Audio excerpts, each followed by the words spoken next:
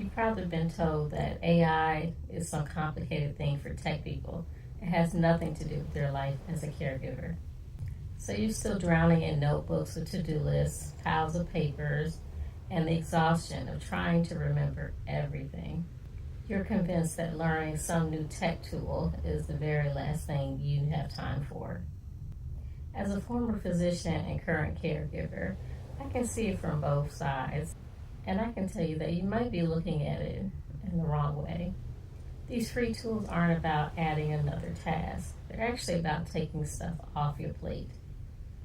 And the first tool I'm going to share actually helps me manage the guilt, not just the appointments, because it gives me information and empowers me. Before we go further, let me introduce myself. My name is Kathy, and I founded this channel, It's Care Boutique.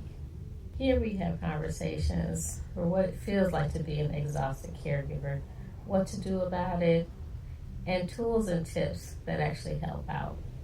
So let's jump into the first tool that we can use today. Look, I get it. When I first heard about AI, I'm like, what is this? I don't understand what it's supposed to do, if it's going to help me. I'm a caregiver. My mom is really sick. I don't have time to waste. And the last thing I need is another password to remember. The overwhelm we feel isn't about the tasks themselves. It's about the mental load of managing it all. AI, when you use it the right way, is not another task. It's a mental load lifter. It's your free 24/7 assistant who never needs a break and never has to have a thank you.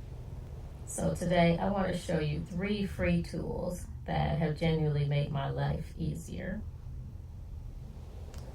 Okay, tool number 1, your digital assistant ChatGPT or Claude, either one. I prefer ChatGPT for some things over Claude. Think of them as your personal assistant to all the writing that you hate doing. You can go to ChatGPT or Claude.ai. They're free, and you can ask them to do things like this. Draft a short, kind email updating my siblings on mom's last doctor's appointment. Take these messy notes I took and turn them into a clear, bulleted list of questions for the next specialist visit. Sounds useful. Create a simple weekly medication schedule chart for me to print out. And I've done at least one of these. You can talk to it like a person. You don't need to be a tech expert. This alone saves you hours of staring at a blank screen, wondering what to write. Okay, tool number 2 is what I call the guilt manager, or AI voice journaling. This is a new favorite one of mine. This is more than logistics. This goes to the heart of things. There's a lot of things that we can't say out loud, that are heavier on our hearts. Things like frustration, anger, loneliness, the guilt. We hold those things in because we're afraid of being judged. Just go to the free ChatGPT app on your phone and use the voice function. Or just use your phone's regular voice memo app and just talk. Vent. Cry. Say the things you're terrified to say to another human. I'm so tired today. I feel so guilty for wanting a break. I resent this sometimes. Then you can either delete it or you can have the AI transcribe it for you. With that transcription, you can read it back to yourself, feel validated, and let it rest there. Reading your words back to you can be so clarifying. It's a judgment-free zone. Now, this is not a replacement for a therapist, and this is not medical advice, but it is a pressure valve that you can use anytime, anywhere, and it's free. I used to send myself texts and emails, but nowadays, this is my secret weapon, and it's been so helpful. And one bonus hack is your transcription of your voice. You can have the AI analyze how you're feeling and maybe ask, what's the next step? Maybe they'll give you something you haven't thought about. Tool number 3 is lovable.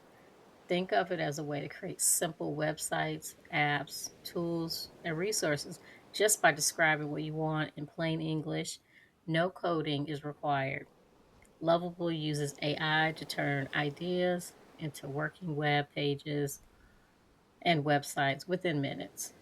For caregivers, that can mean creating a medication tracker, a care schedule, or even a self care checklist customized to your situation.